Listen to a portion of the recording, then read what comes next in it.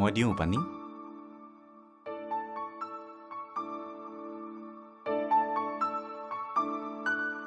এইজোপা গছ আমাৰ টিকলি জন্মদিনত ৰুইছিলোঁ। আমি আমাৰ জন্মদিনত প্ৰতি বছৰে গছ পুলি ৰুওঁ। কিয়? কিয় মানে গছে জানো আমাক অক্সিজেন নিদিয়ে? গছ যিমানেই বাঢ়িব অক্সিজেন সিমানেই বাঢ়িব, আৰু গছে যি অক্সিজেন এৰে সেয়া আমি লওঁ।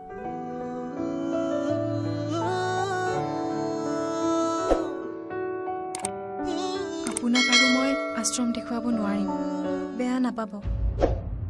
মোৰ বেলেগ কাম আছে। ঠিক আছে, আকৌ এদিন আহি ভালদৰে চাই ল'ম।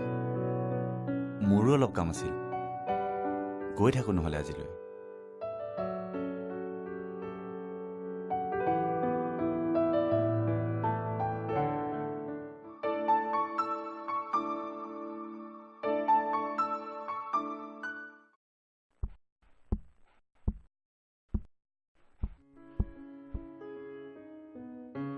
Thank U.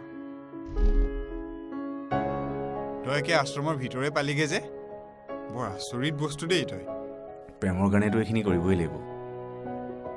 নুপুৰক মই প্ৰেমৰ প্ৰস্তাৱ নিদিওঁ, ডাইৰেক্ট বিয়াৰ প্ৰস্তাৱেই দিম। কি হ'ল? বন্ধুৰ সঁচা প্ৰেম দেখি জ্বলিছ? সঁচা প্ৰেম? তই ধেমালি কৰি থকা নাইতো?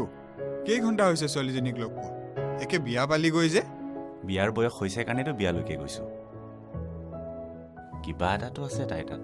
শুন, কফি খা আৰু তাইক পাহৰি যা। কিয়?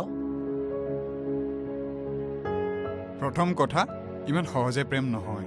আৰু দ্বিতীয় কথা, মানি ল'লো তোৰ সঁচা প্ৰেম হ'লেই যায়, কিন্তু তোৰ ঘৰে তাইক কেতিয়াও গ্ৰহণ নকৰে। তই হ'লি এনেকুৱা এজন মানুহৰ ল'ৰা যাৰ এখন সমাজত এটা ষ্টেটাছ আছে, এটা নাম আছে, আৰু নুপুৰ মাক বাপেকৰ চিন নথকা এজনী অনাথ ছোৱালী। যদি মই নুপুৰৰ মন জয় কৰি লওঁ নহয়, গোটেই পৃথিৱীৰ লগতেই যুঁজি ল'ম।